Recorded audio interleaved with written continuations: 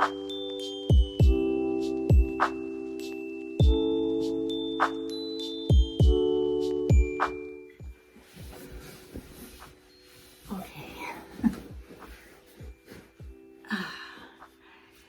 everyone, welcome back to the channel, and if you're new, welcome. My name is Adelina and I make videos about living in this tiny house on wheels and living a more intentional life. Today I'm going to do something that's a little bit easier, a little bit lower key. I'm going to do a Q&A.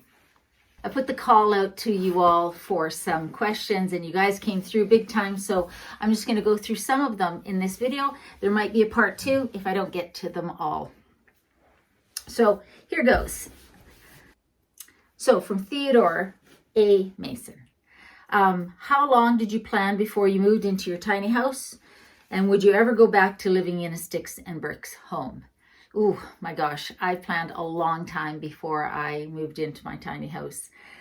There was easily 5 years of planning before I put my design deposit down and started the process of designing and getting the house built.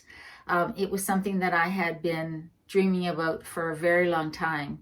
And in one of my previous videos, I talk about how a dream without a plan is just wishful thinking. And that is sort of my philosophy. So even though it was years before I could do anything about it, I started to dream and also do something. I sort of committed to myself that I was going to do something every week that was moving me towards my goal. And for the first few years, that was really just doing research, watching videos, looking online, bookmarking things, designs and styles that I loved. I just wanted to know everything about the tiny house movement. I just did research, and that was how I started. So yes, there was about 5 years, I would say 4 or 5 years before the tiny house came into being that I was just planning. Second question, would I ever move back into a sticks and bricks house? Yeah, I would.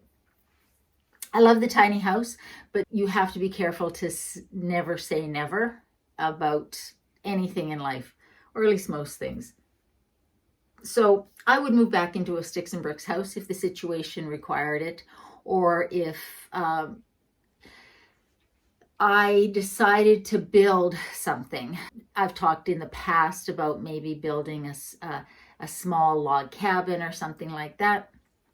You never know what the future holds. And if a really interesting, unique opportunity arose, say to renovate an old house or to build something of my own, I would definitely consider that. Do I ever think I would sell the tiny house or get rid of it? No, I think I will always keep the tiny house. But living in a sticks and bricks in the future, yeah, it's definitely a possibility. Next question from Bruno Eloy.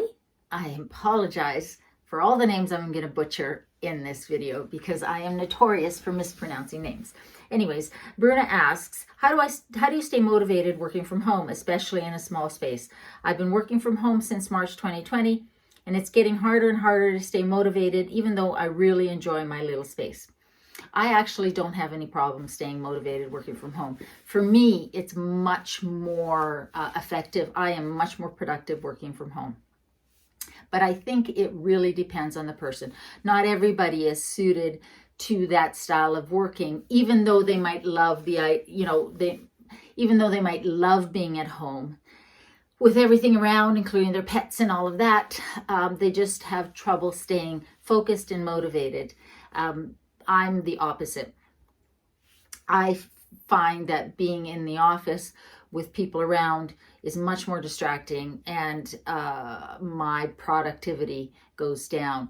So I stay motivated by making sure that I have a dedicated workspace, that I set my work hours and keep to them, that I leave my desk every day at lunchtime and either sit outside, or if the weather's nice, or sit on the couch here. I make sure that I take a lunch. I don't sit at my desk to eat, except on rare occasions when it's just that busy of a day. And I try to stop work at the same time every day. So to me, if I can differentiate my work day from my personal day, that helps. I also try not to do chores, things like that during my work day. It's one thing to throw a load of laundry in and then put it to dry, but I don't let myself get distracted by doing things around the house. I save those for when I'm done work. So for me, that's how it helps, having a specific dedicated workspace that's just for work, and trying to make sure that I stay to work hours, so I can designate those 2 times, really helps me stay focused. But I don't really have a problem. I think that working from home suits me so well that I cannot see ever going back into an office space, certainly not full time. All right, next one. Jeep Girl, 1495. Do you miss your people, relatives, and do you have a lot of close friends? Yes, I miss my people an awful lot. That's been the most difficult thing of moving. I think that's the same for everybody. I'm the kind of person who doesn't have a lot of friends. I never have. I'm friendly with tons of people, but I count my very close friends on one hand. So I've always had a very small circle, and I focus and make a priority of those friendships to make sure that they stay strong and they grow. And then, of course, I have my immediate family who are still in Calgary. So I don't have a big circle of friends, and therefore I miss my people, my friends, and my kids tremendously. It's been a big adjustment. Thank goodness I live in a time that technology makes it easy to stay in touch, and you can actually video chat, because I think that makes a big difference in staying connected. And the kids and I, we do that regularly. We're in regular contact, but it's difficult. I miss them. Keaton actually is coming out for Christmas, so you will see him in a video. I'm not sure if you'll see it over Christmas, but you'll be seeing him in a video coming up, more than one likely. But yes, I miss them, and it is one of the most challenging things about the move. Next, from Deb McReel _DMD. Thoughts on family living in a tiny house? I've seen videos, but mostly all with little ones or younger families. I think that it's challenging to have teenagers in a tiny house. I've never seen a situation, a video, or read a story about a family with older kids in a tiny house. Mostly because it's very difficult to give them the privacy that they need in such a small space. So I think tiny houses are better suited, this is just my opinion, but I think tiny houses are better suited to single people, couples, or families with young children. Babies might be a challenge because of the noise issue if they're crying. But, I've seen plenty of videos of houses where, the loft is divided into 2 spaces for a couple of kids, or they've done some sort of situation on the main floor for kids' bedrooms and the parents are sleeping upstairs. And I do think that can work. The challenge is going to be privacy. The parents need privacy, and the kids need privacy, especially as they get older. So, in my opinion, anything is doable. If you want to do it bad enough, if it's a priority for you, if it's your dream, you can certainly make it work. But I think it needs to be everybody's dream. And as kids get older, they want space for more of their stuff. They want privacy. They want to be able to bring their friends over and have privacy when they're hanging out. And those are all very important parts of growing up and socialization. So I think that can be a challenge. Now, if you have a permanent setup location, you might be able to build some bunkies, even connected through breezeways or something like that for older kids. But it would have to be a pretty big tiny house to give teenagers, older kids, enough space so that they have their privacy, and for mom and dad to have enough privacy as well. The next few questions are Sophie related, which is not surprising given how much you guys love her. The first one is by Dedico.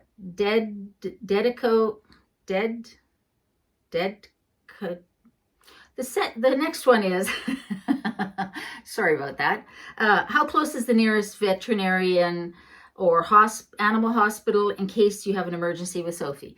I'm only about, 15, 18, maybe 20 minutes tops from the animal hospital in Duncan. I haven't needed a vet yet, so but I'm sure that there's plenty of them there as well.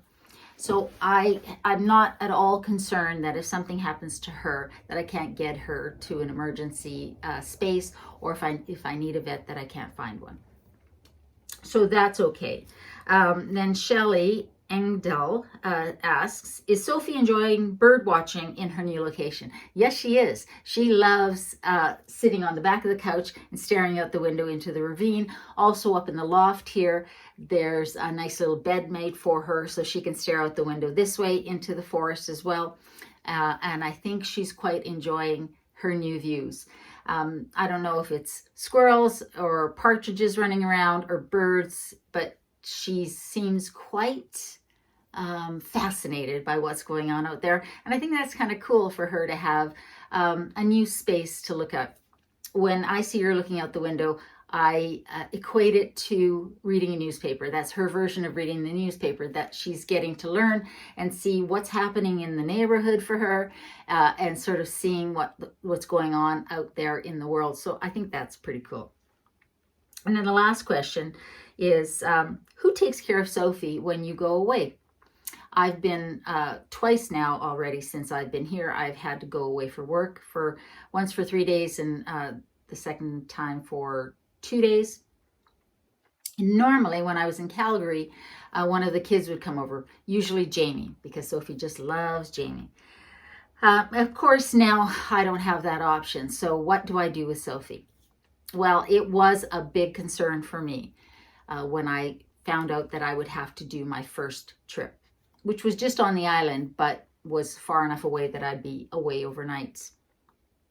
And when I started looking around for somebody, I found a lot of places that would take care of dogs. But I have a cat, and cats don't like to be taken and dropped off somewhere. They're very much, Sophie in particular is very much like me. She likes to be in her own house, in her own space, and left alone. And then I found Lauren the cat nanny, and I am going to link her information down below. She is in Duncan, and she's amazing. And Sophie loves her, which is amazing in itself. I thought for sure that Lauren would come and she would clean the litter box, feed Sophie, and then sit for a while, but she would never see Sophie for the first 3 days that she actually cat sat. But that wasn't the case at all. And Lauren's awesome because she takes video or pictures of the cat, and she was taking pictures with Sophie, which meant Sophie was right up next to her. Amazing. So if my cat loves her, she must be pretty awesome, because Sophie is old and kind of grumpy half the time, and she doesn't like a whole lot of people. So yes, I was very fortunate to have found somebody who would be able to come in and cat sit. Lauren didn't stay here, but she would come. She'd spend about half an hour, 40 minutes, just sitting here with Sophie every day and making sure that she was fed and watered and everything was clean. And I am eternally grateful for that, because I don't know what I would do. I wouldn't be able to travel if I didn't have that, because Sophie needs to have somebody taking care of her when I'm not here. From Apapa Glenda, I think I'm saying that right. How do you like your new spot? Do you miss your old one? How are your kids adjusting to the move? I love my new spot. It's beautiful. If you've seen any of the pictures, even if you've seen videos of me sitting on that couch and you've seen what it looks like outside the windows, it's a gorgeous spot. I'm tucked back into the spot, so I back onto the ravine, and there's just such lush forest and greenery around me. So I love my new spot here. I also like the area I am on the island. It's very pretty. It's kind of in the middle between Victoria and Nanaimo and further up island. And Chemainus is the nearest little town, and it is absolutely gorgeous. So I really do love it here. It began to feel like home very quickly after we moved in. The second question, how are my kids adjusting to the move? Well, I think it's been difficult for them as well, because we're very close. The three of us, very, very close. I raised them on my own pretty much from when they were 10 and 4. So, I mean, it's tough, but I think that they're doing well.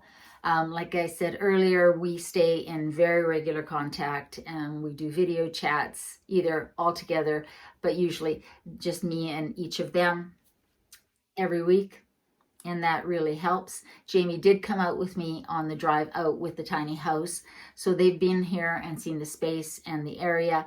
Keaton is coming on Christmas Eve and staying for a week, so he'll get to see this space and everything, and I think that will be really nice. Usually it's the kids that move away, sometimes it's the parents, but it's part of life to do that, to have that happen and to miss each other. But it's not like I'm in a different country. I'm only a province away, and it's not that long of a drive if they want to drive, and certainly a much shorter flight. So I anticipate that I'll be seeing them fairly regularly, and this summer in particular, I think I'll probably see them both. Okay, I think we'll make this one the last one, and maybe I'll do a part 2 to the Q&A. But Bernadette Dean Davidson asks, what is your favorite meal and something you would never eat besides meat?